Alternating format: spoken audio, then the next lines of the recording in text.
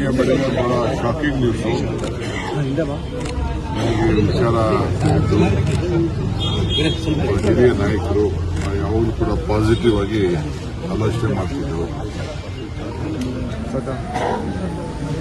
ನನಗೆ ಪಾರ್ಟಿ ಬಿಟ್ಟು ತಿರ್ಗಾ ಹೋಗಿ ತಿರ್ಗಾ ವಾಪಸ್ಸು ಇದೆಲ್ಲ ಆದಾಗ ಸ್ವಲ್ಪ ಮನಸ್ಸು ನೋವಾಗಿತ್ತು. ಅವ್ರ ಪೊಲಿಟಿಕಲ್ ಭವಿಷ್ಯದ ಬಗ್ಗೆ ಅವ್ರು ತೀರ್ಮಾನ ಮಾಡಿದ್ದಾರೆ. ಅದು ನಾನು ಬಗ್ಗೆ ಚರ್ಚೆ ಮಾಡಿಕೊಂಡಿಲ್ಲ. ಬಟ್ ಬಹಳ ಪ್ರೋಗ್ರೆಸಿವ್ ಲೀಡರ್ ಅವರು.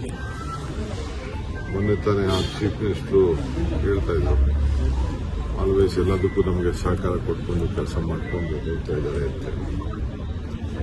ವಿರೋಧ ಪಾರ್ಟಿ ಇದ್ರು ಕೂಡ ಒಳ್ಳೆ ರಿಸಲ್ಟ್ ಕೂಡ ತೆಗೆದುಕೊಂಡಿದ್ರು.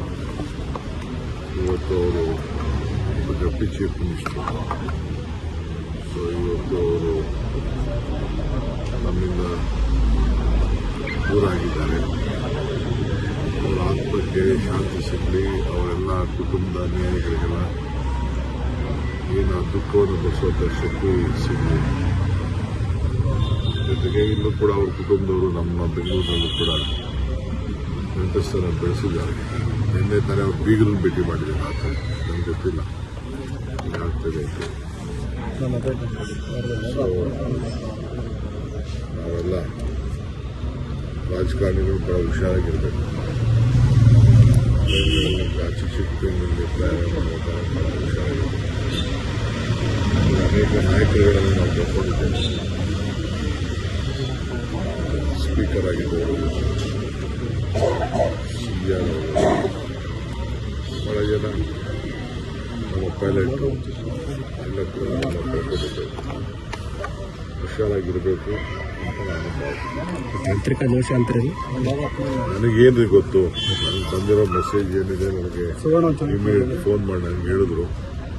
ನಮ್ಮ ಸೋಷಿಯಲ್ ಮೀಡಿಯಾವರು ನನಗೆ ತಿಳಿಸಿದ್ರು. ಬೇರೆ ನನ್ನ ಫ್ರೆಂಡ್ಸು ಕೂಡ ಬಾಂಬೆಯಿಂದ ಫೋನ್ ಮಾಡಿ ಇಮಿಡಿಯೇಟಾಗಿ ತಿಳಿಸಿದ್ರು. ಅದನ್ನೇ ಎಲ್ಲ ಮಾತಾಡ್ತಿದ್ದಿಲ್ಲ. 4 ಗಂಟೆ ಮುಂಚಿಗೆ ಹೊರಡುತ್ತಿದ್ದಾರೆ. ಯಾರಾದ್ರೂ ಒಳಗಡೆ ಇದ್ರು ಏನು ಇತ್ತು ಅಂತ ಹೇಳಿ ಅದನ್ನು ಚರ್ಚೆ ಮಾಡಿ. ಇತ್ತೀಚೆಗೆ ವಿಮಾನ ದುರಂತಗಳು ಜಾಸ್ತಿ ಆಗ್ತಾ ಇದಾವೆ ಸರ್. ಈಗೇನಾದ್ರ ಬಗ್ಗೆ ಮಾತಾಡಕ್ಕೆ ಹೋಗಲ್ಲ. ಸ್ವಲ್ಪ ಡೀಟೇಲ್ ರಿಪೋರ್ಟ್ ಬಂದರೆ ಆಮೇಲೆ ಮಾತಾಡೋಣ. ಸರ್ಕಾರಿ ಇಲಾಖೆಯಲ್ಲಿ ಭ್ರಷ್ಟಾಚಾರ ಸಿಬಿಐ ವಹಿಸಬೇಕು, ಸಚಿವ ರಾಜೀನಾಮೆ. ಸದನದ ಒಳಗಡೆ ಹೊರಗಡೆ ಬಿಜೆಪಿಯವರು ಪಟ್ಟಿಡಿದಿದ್ದಾರೆ ಸರ್. ಆರ್.ಬಿ. ತಿಮ್ಮಾಪುರ ರಾಜೀನಾಮೆಗೆ ಏನೋ ಅದೇ ಲೋಪ್ ಮಾಡಿದ್ದಾರೆ. ಅದು ರಾಜಕೀಯದ ಒಂದು ದೊಡ್ಡ ಷಡ್ಯಂತ್ರ ನಡೀತಾ ಇದೆ. ಅವ್ರಿಗೆ ಇದಕ್ಕೆ ಸಂಬಂಧ ಇಲ್ಲ ಅಂತ ನಾನು ಭಾವಿಸ್ಕೊಂಡಿದ್ದೇನೆ. ನೋಡೋಣ, ಡೀಟೇಲ್ ನಾನು ಇನ್ನು ಚೀಫ್ ಮಿನಿಸ್ಟರ್ ಹತ್ರ ಮಾತಾಡಿಲ್ಲ. ಮಧ್ಯಾಹ್ನ ಮಾತಾಡ್ಬಿಟ್ಟು ತಿಳಿಸ್ತೀನಿ.